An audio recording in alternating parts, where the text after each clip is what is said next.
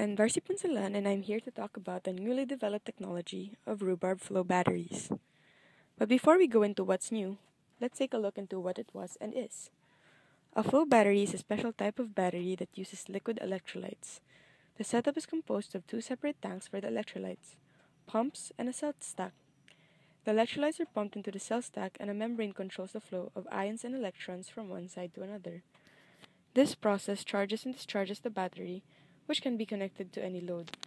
For its awesome side, you can easily change its megawatt-hour storage without having to increase its power capacity as well, unlike solid battery models. A simple increase in the size of the tanks will increase the storage. For its not-so-awesome side, the production costs of efficient batteries are very high. The best commercial models uses vanadium, while the rest use metal ions, which raise the prices very high. But in every innovative pursuit, once man finds the best, man then finds a way to make it cheaper. That's what Aziz and his team from Harvard and Eindhoven University of Technology did by building an organic inorganic flow battery. They replaced the metal ions with a quinone called AQDS. This quinone is almost identical to those found in rhubarb, which is a vegetable, and we all know that vegetables are cheaper than metal. Maybe you'd say that the best model is still the one that uses metal ions, but after several tests, it was found that the rhubarb flow batteries perform just as well as the vanadium ones. Their team still has to run more tests to do more designing in order to optimize this model.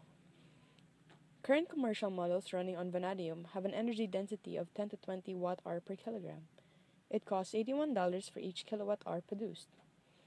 Comparing it to the rhubarb flow model, we observe that the underdeveloped technology shows a lot of potential by reducing the cost of energy storage.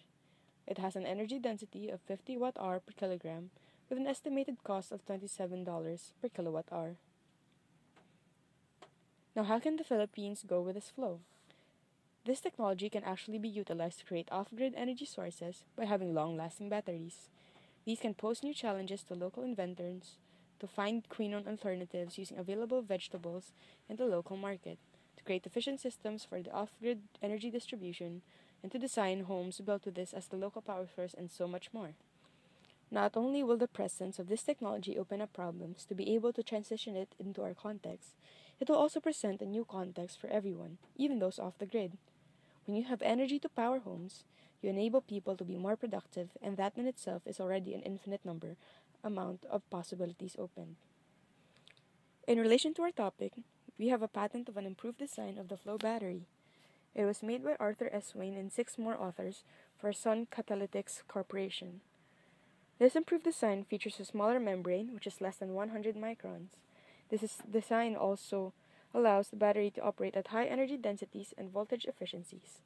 This model uses metal ions instead of organic and inorganic compounds.